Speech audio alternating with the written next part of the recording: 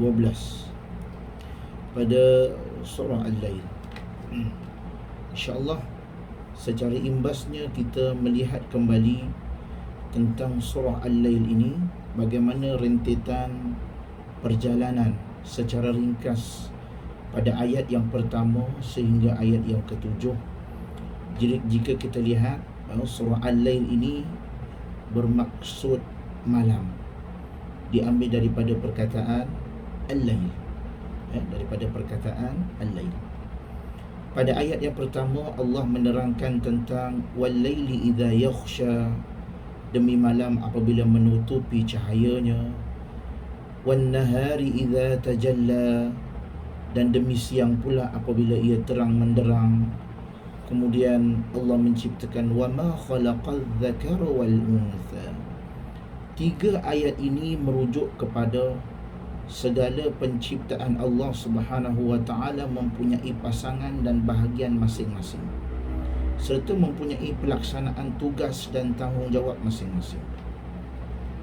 Oleh sebab itu, pada ayat yang keempat Allah, inna sa'yakum lasyatta. Setelah tiga ayat yang awal, barulah Allah menerangkan tentang setiap daripada kita ini, usaha kita ini ada bermacam-macam keadaannya.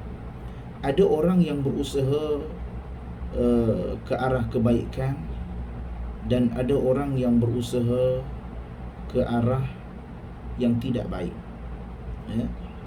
Kalau kita lihat, فَأَمَّا مَنْ أَعْطَى وَاتَّقَى, usaha apa yang baik, yakni menyalurkan hartanya pada jalan Allah, yakni maka barang siapa yang memberikan hartanya pada jalan Allah, Allah kata وَصَدَّقَ بِالْحُسْنَى, dan membenarkan apa yang baik, Allah kata فَسَنُيَسِّرُهُ لِلْيُسْرَى, maka kami akan mudahkan baginya jalan menuju kebahagiaan.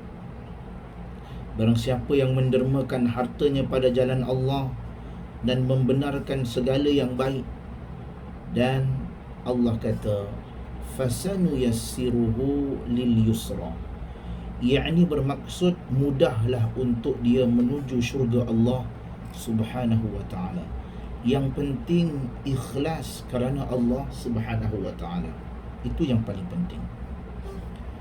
Kemudian pada ayat yang seterusnya yang kita baca, Allah Subhanahu wa ta'ala menerangkan pada ayat yang seterusnya, wa amma man bakhila wastaghna, adapun orang yang kikir dan merasa dirinya cukup, tidak perlu kepada pertolongan Allah Subhanahu wa ta'ala. Allah menyebutkan golongan yang kedua. Golongan yang pertama orang yang suka infak. Golongan yang kedua yakni mereka yang kikir ataupun disebut sebagai kedekut. Kedekut dan bakhil. Bakhil ni maksudnya daripada segi perkataan bakhil, yakni bakhila wastaghna. Bakhila yakni bakhil ni orang yang kedekut satu hal. Bakhil ini orang yang dia kedekut dan dia tidak mengambil, orang kata merebut harta, mencari harta yang melampau dan tidak mengeluarkannya. Kalau kedekut dia bagi tapi pada tempat yang tertentu, ataupun mengeluarkan bagi tapi atas alasan apa yang dia dapat. Apa yang dia dapat. Cuma bakhil ini disebut tentang orang yang ambil harta, suka cari harta dan tidak mengeluarkannya. Bakhil diambil daripada perkataan bakhila. Setelah dia berikan harta yang banyak, setelah seseorang itu diberikan oleh Allah Subhanahu wa ta'ala harta yang banyak, maka dia tidak menyalurkan ke jalan-jalan kebaikan, dan dia tidak perlu lagi dengan pahala daripada Allah, yakni merasakan harta itu sudah cukup baginya, dan dia merasa cukup dengan kelazatan dunia dan tidak perlu dengan kenikmatan akhirat, yakni yang disebut makna daripada Wa amma man bakhila wastaghna. Dia cukup dah. Dan jika dia merasa tidak perlu lagi dengan pahala Allah, apatah lagi dengan orang lain, maka dia merasa tidak ada urusan lagi dengan orang lain, yang penting hartanya banyak. Dan dia enggan mengeluarkan hartanya kerana menganggap mencari harta itu tidak mudah. Ni biasa yang orang sebut ni. Kadang-kadang kita memberikan harta ni dengan memaki orang, ataupun dengan perkataan, mesti kita pernah dengar, kau ingat nak cari duit ni senang ke? Biasa mungkin pernah dengar ayat tersebut. Ataupun duit ni aku bukan senang cari duit ni. Itu biasa ayat-ayat yang kita cakap kadang-kadang, sama ada tanpa sedar ataupun sedar, kita bagi tahu, bercakap tentang ayat tersebut. Sedangkan yang memberikan rezeki itu adalah Allah Subhanahu wa ta'ala. Oleh sebab itu, secara psikologinya, apabila kita memberi kepada anak kita, maka kita jangan mengungkit pemberian itu. Sebab mengungkit pemberian seolah-olah kita tidak ikhlas dalam melaksanakan tanggungjawab sebagai seorang ibu ataupun ayah. Kadang-kadang kita bagi kepada anak kita, cukuplah sekadar gunakan duit itu dengan baik. Jangan membazir dan gunakan ke arah kebaikan. Cukup dah, lepas tanggungjawab kita menasihati. Jangan kita pergi ungkit pula. Kau ingat senang ke nak cari duit? Aku berpeluh cari duit ni, nak bergadah nyawa. Kau tahu senang aja. Dia seolah-olah akan mengungkit. Sedangkan itu tanggungjawab kita ikhlas untuk membesarkan anak sehingga mereka boleh berdikari sendiri. Sehingga mereka boleh berdikari sendiri. Oleh sebab itu, ayat yang disebut dengan wa amma man bakhila wastaghna ini, yakni orang yang merasa dirinya sudah cukup dan kedekut bakhil, tidak perlu lagi kepada pertolongan Allah, dan merasakan uang itu boleh membeli segala-galanya. Sebab itu Allah Subhanahu wa ta'ala berfirman, selain daripada orang yang merasakan dirinya cukup, Allah kata wa kadzdzaba bil husna, dan dia tidak meyakini adanya ganti daripada Allah, serta mendustakan yang terbaik. Oleh sebab itu, kalau kita lihat, apabila kita berinfak, Allah akan ganti yang lebih baik. Apabila kita berinfak, Allah akan ganti yang lebih baik. Tetapi dia mendustakan yang terbaik itu, bermaksud dia menafikan, mana ada, kalau aku bagi sedekah ni mesti akan miskin lah. Habislah duit aku kalau aku bagi sedekah ni.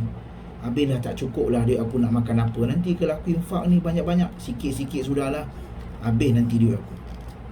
Dia tidak meyakini adanya ganti daripada Allah.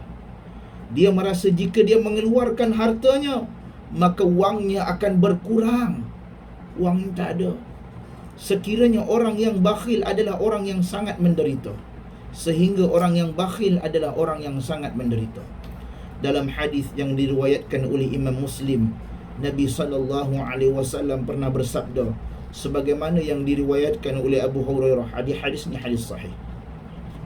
Mari kita lihat apakah yang diperkatakan oleh Nabi SAW kepada orang muslimin, kepada orang yang bakhil ini.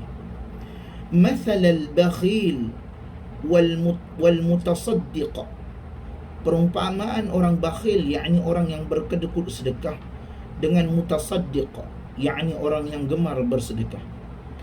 Kamathali rajulaini alaihima jubbatani min hadid, seperti dua orang yang masing-masing mengenakan baju jubah. Dalam riwayat yang lain dikenakan baju perang yang diperbuat daripada min hadid, daripada besi. Qad turrat aydihima ila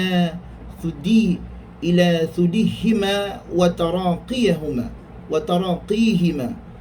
Kemudian dia kata, yang mengekang keduanya terpaksa kedua tangan mereka terbelenggu ataupun terlipat ke dada dan kerongkongan mereka berdua. Ini Orang yang bersedekah dan orang yang bakhil dipakaikan baju besi kedua-duanya. Perumpamaannya, bagaimana kedua-duanya ini, kedua-duanya mengalami kesukaran.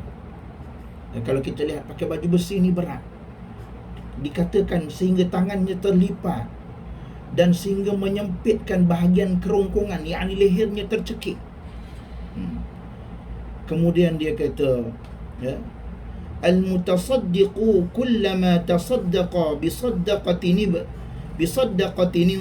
basatat anhu hatta takhsha anamilahu wa ta'fu wa atharu. Kemudian setiap kali mutasaddiq, yakni orang yang gemar bersedekah, hendak bersedekah, maka bajunya, yakni baju besi tadi yang ketat tadi akan melonggar dan akhirnya menutupi hujung kakinya dan menutupi bekas jalannya, yakni akan besar sehingga melirit ke bawah. Kemudian waja'ala al-bakhilu kullama hamma bisadaqatin qalasat wa akhadhat kullu halqah bimakaniha. Sehingga orang yang bakhil apabila dia hendak berinfak, baju besinya mengerut. Orang bakhil dia nak bersedekah, tapi dalam sedekah dia ada hasad ataupun ada sifat, apa habuan yang aku dapat daripada aku bersedekah ni? Aku nak bersedekah ni, ada tak nama aku naik nanti? Aku dapat apa-apa habuan tu? Baju besinya akan mengerut, yakni mengecut. Dan setiap baju besi tetap di tempatnya, tidak berlebar, yakni tidak besar, akan semakin mengecil. Kata Abu Hurairah, aku melihat Nabi SAW. Qala Abu Hurairah, fa ana ra'aitu Rasulullah sallallahu alaihi wasallam yaqulu bi isba'ihi. Aku melihat Nabi SAW mengisbahkan, meletak jari-jarinya di sakunya. Hakadha fi jaybih, meletakkan jari-jari di kocik. Kalau dulu jubah ni ada dia kocik tepi. Kemudian beliau berkata, falau ra'aitahu yuwassi'uha wa la tatawassa'u. Kalaulah engkau melihat orang yang bakhil berusaha melonggarkan bajunya, tetapi bajunya tidak menjadi longgar. Orang bakhil ni dia masuk kocik tak keluar. Dia nak besarkan kocik tu tak boleh, makin mengecil. Sebab itu orang yang bakhil ataupun orang yang kedekut, rezekinya tidak akan ke mana, akan menjadi sempit dan tak cukup, dan akan tak cukup, dan akan tak cukup. Berbeza dengan orang yang berinfak, maka rezekinya akan luas dan luas. Ya. Oh, sebab tak ada dalam link ni. Cuba masuk sekali lagi. Sebab tak masuk dalam tak keluar. Ya, tak keluar dalam.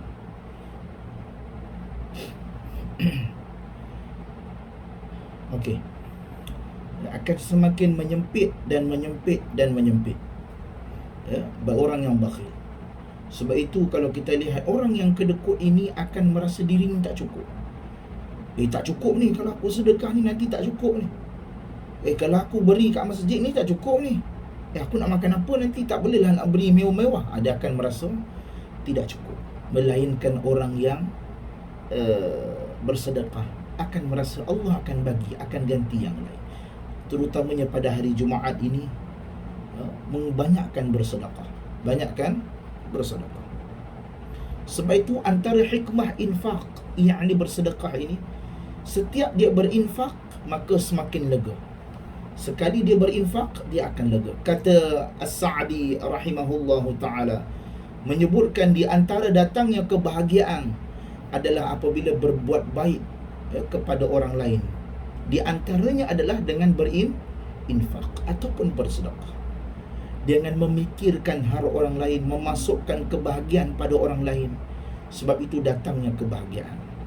Kata As-Sa'di, di antara sebab yang menghilangkan kesedihan, menghilangkannya rasa terganggu dan kegelisahan adalah berbuat baik kepada orang lain dengan perkataan dan perbuatan serta pelbagai macam kebaikan.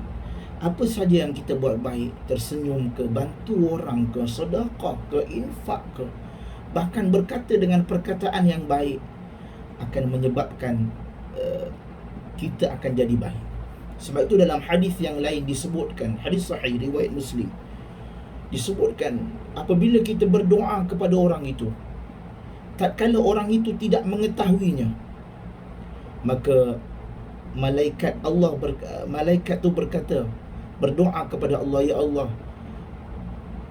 berilah sama yang apa macam dia doa kepada orang yang mendoakan tadi.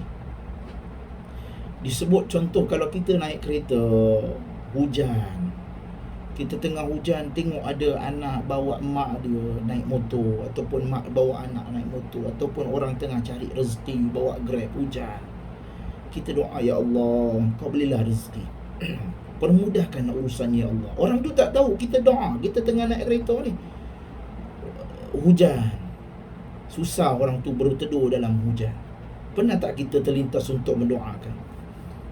Mulai hari ini kita doakan dalam kereta, ya Allah, hujan, ya Allah, kau berilah mereka rezeki, ya Allah, tolonglah mereka, ya Allah. Orang tu tak tahu. Dalam hadis tu cakap, malaikat kata, untuk engkau pun macam itu juga, sama. Sebab itu mendoakan tatkala saudaranya tidak mengetahui, doa itu juga akan kembali kepada kita. Malaikat akan mendoakan kita, dalam hadis yang sahih. Sebab itu Allah Subhanahu wa ta'ala berfirman pada ayat yang seterusnya, fasanuyassiruhu lil'usra, maka kami akan mudahkan baginya jalan menuju kesukaran. Yakni apabila orang yang berat untuk bersedekah, menafikan adanya ganti yang lebih baik daripada Allah, Allah kata kami akan baginya kesukaran, kesengsaraan. Realiti seperti ini banyak dijumpai dalam kehidupan yang nyata. Seseorang yang hartanya banyak, tetapi hal dia berat hati untuk mengeluarkannya. Berbeza halnya jika dalam acara kemaksiatan ataupun berkaitan tentang program kemaksiatan, hal-hal yang berkaitan tentang lagha, lalai. Contohnya, kalau nak sedekah kat masjid tu RM20, alah beratnya RM20 ni, nanti tak makan nanti ni. Tapi kalau RM20 untuk tengok wayang, wah, bersuka dia. Alah RM20 je tengok wayang, tak ada masalah. Alah RM20 je, pergi sini, pergi situ, pergi kelab RM20 saja. Ke arah-arah kemaksiatan ataupun lagha, benda-benda yang melalaikan, maka dia rela wangnya keluar dengan banyak. Inilah di antara hukuman Allah. Wangnya habis untuk perkara yang sia-sia dan tidak bermanfaat. Semua itu akan dihisab oleh Allah Subhanahu wa ta'ala. Sebab itu dalam hadis Nabi sallallahu alaihi wasallam daripada Suraqah bin Malik bertanya kepada Nabi sallallahu alaihi wasallam, ya Rasulullah, bayyin lana dinana ka'anna khuliqna al-an. Wahai Rasulullah, mohon diberikan penjelasan tentang agama ini kepada kami. Fiha al-ma'al, fiha al-amalul yawm, seolah-olah kami diciptakan sekarang ini. Fiha jaffat bihil aqlam, untuk apakah kita beramal pada hari ini? Wajarat bihil maqadir, apakah hal-hal yang pena yang telah kering atau takdir yang telah berjalan? Am fiha nastaqbil, atau untuk apa yang akan datang? Qala la, kata Nabi sallallahu alaihi wasallam menjawab, tidak. Bahkan pada hal-hal yang pena ataupun yang pen telah kering darinya dan takdir yang berjalan. Ia bertanya, lalu apa guna beramal? Rasulullah sallallahu alaihi wasallam, beramallah kalian kerana masing-masing dipermudah untuk melakukan sesuatu yang telah ditakdirkan untuknya. Dalam hadis ini menyebutkan tentang para sahabat Nabi, antaranya Suraqah bin Malik. Dia tanya kepada Nabi sallallahu alaihi wasallam tentang kenapa kita perlu buat ini, buat itu. Kenapa kita perlu diciptakan sekarang ini? Untuk apa kita beramal ni? Apakah pada hal-hal yang pena telah kering dan takdir yang berjalan? Maksudnya, kan kita telah ada takdir yang akan menentukan kita. Atau untuk apa yang akan datang? Kenapa kita buat benda ni? Sebab akan datang belum tahu lagi. Kan ada takdir yang telah menulisnya. Nabi kata, Rasulullah sallallahu alaihi wasallam kata, buatlah benda baik, beramallah. Kerana amal itu kerana masing-masing dipermudahkan untuk melakukan sesuatu yang telah ditakdirkan untuknya. Yakni Nabi sallallahu alaihi wasallam menyatakan bahawasanya Nabi suruh kita beramal kerana dengan amal itu akan mempermudahkan urusan masing-masing yang akan melalui jalan-jalan takdirnya. Ya, apabila kita melakukan sesuatu kebaikan, maka jalan-jalan kehadapan itu akan mudah. Allah akan mempermudahkan urusan jalan-jalan kehidupannya apabila setiap kali kita melakukan amal dan amal dan amal. Umpamanya kita bersedekah, maka kesulitan yang akan datang akan dipermudahkan. Sebab itu, beramallah kalian kerana masing-masing akan dipermudahkan urusannya kerana kita beramal untuk melakukan sesuatu yang telah ditakdirkan untuk. Kalau kita lihat contoh umpamanya kita nak cari kerja, ataupun kita nak dapat satu projek besar, ataupun kita nak dapat pekerjaan umpamanya, lalu kita bersedekah, kita buat kebaikan dengan harapan Allah mempermudahkan urusan. Walaupun kita tahu dengan kita boleh cari, tapi dengan amal itu dipermudahkan setiap urusan perjalanan kehidupan takdir kita. Ya, dipermudahkan kehidupan setiap perjalanan takdir itu. Kemudian Allah kata, وَمَا يُغْنِي عَنْهُ مَالُهُ إِذَا تَرَدَّى, dan hartanya tidak bermanfaat baginya apabila dia telah binasa. Binasa di sini ada dua tafsiran. Ada yang dimaksudkan binasa ini terjerumus ke dalam neraka. Ada yang dimaksudkan binasa ini maksudnya adalah mati. Dua-dua mempunyai makna yang lebih kurang sama. Yakni hartanya tidak bermanfaat. Kalau dia masuk neraka, tak adalah harta itu bermanfaat. Kalau dia mati pun harta itu tak bermanfaat. Sebab itu matinya seorang anak Adam, maka terputuslah hubungannya. Tak adalah bawa kereta, tidak adalah duit beribu-ribu dalam bank, tak ada masuk dalam akaun kita. Tak ada. Semuanya tak ada. Kalau kita lihat kemangkatan Ratu Elizabeth, okay, meninggalkan harta berbilion-bilion ringgit, dia tak bawa ke mana-mana. Tak ada bawa ke kubur. Tidak ada. Hartanya itu akan ditinggalkan. Apa yang kita bawa? Amal. Sebab itu Dr. Yusuf Al-Qaradawi meninggal, ulama besar dunia meninggal. Dia tidak bawa apa-apa, tetapi dia akan membawa ilmunya. Selagi mana orang membaca bukunya, selagi mana dia menulis, selagi mana orang beramal dengan fatwa-fatwanya, dan dia telah memberikan fatwa-fatwa ataupun menulis buku-buku tentang agama yang menjadi rujukan sehingga ke hari ini, maka pahalanya dia akan berterusan. Sebab itu apabila matinya seorang anak Adam, maka terputuslah hubungannya, melainkan 3 perkara. Yang pertama, sedekah. Ini sedekah. Yang kedua, dia tak mampu nak ada duit, tapi dia mengajar, belajar, bagi pandangan, bagi panduan, maka pahala itu akan berterusan. Dan doa anak yang soleh, doa anak yang soleh. Kalau dia pun tak ada duit, maka dia pun tidak mampu untuk mengajar, tak dapatlah dia mengajar, tak mampu dia, maka doa anak yang soleh. Sebab itulah kita ada kesempatan ini. Anak ini bagaikan satu pelaburan bagi kita. Sekiranya kita mendidik anak itu dengan baik, maka pelaburan di akhirat nanti sangat menguntungkan. Bukan forex, bukan OTFX, tidak. Pelaburan yang menjamin adalah anak itu sendiri. Ini semua pelaburan. Anak, sedekah, ilmu, ini semua pelaburan kita. Bukan kita nak kata malaslah hari ni nak ada kelas, saya penatlah ustaz, saya ada urusan hari ni, saya tak dapat nak join hari ni ustaz, ada kerja yang saya perlu selesaikan, kerja saya lebih penting, bisnes saya lebih penting daripada mengikuti kelas. Tak apalah ustaz, tak apa, nanti saya bila dah ada free saya akan datang balik. Bila nak ada free tu pula meninggal, rugilah. Sebab itu kita ni ada kesempatan sedikit. Rezeki, harta itu boleh kita cari. Sebab itu bila kita berinfak, bersedekah, menuntut ilmu, maka Allah akan ganti dengan ganti yang lebih baik, insya-Allah.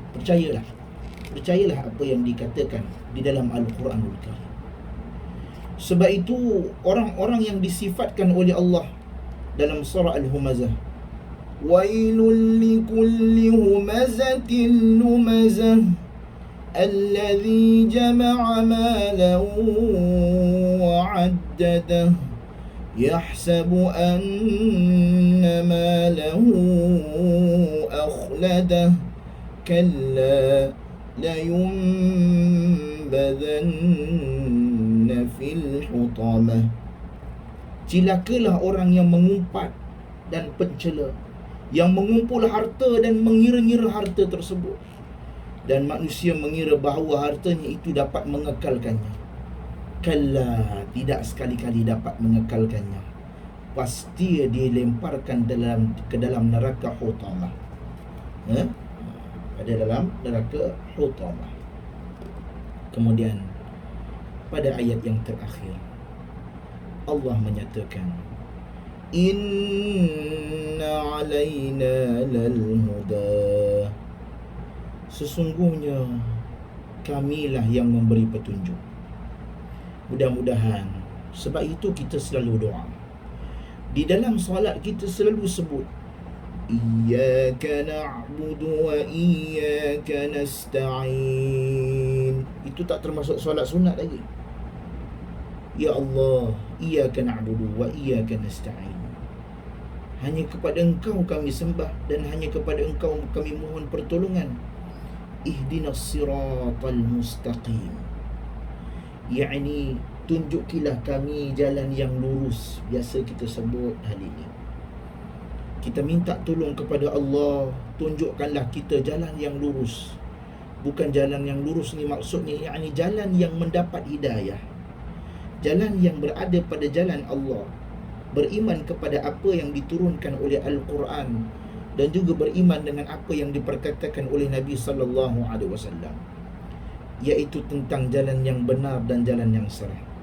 Sebab itu Allah mengirim para rasul untuk menjelaskan mana jalan yang benar dan mana jalan yang buruk. Sebab itu berinfaklah pada hari Jumaat yang penuh dengan mulia ini, Sayyidul Ayyam, penghulu bagi segala hari ini, yang mana bagi segala hari inilah permulaan untuk kita melakukan kebaikan. Bersedekahlah RM1, RM2, memberi makanlah kepada orang fakir-fakir miskin. Apa saja kebaikan yang kita lakukan, kata Nabi SAW, akan memudahkan takdir-takdir kamu pada masa akan datang. Kadang-kadang kita nak buat satu urusan, kita beramal, maka urusan kita nanti akan dipermudahkan oleh Allah Subhanahu wa taala. Wallahu taala alam. Mudah-mudahan kita mendapat sesuatu yang bermanfaat pada hari ini. Okey, seterusnya Datin Lin Osman mungkin dah masuk, insya-Allah. Cuba baca ayat yang ke-8 sehingga ayat yang ke-12.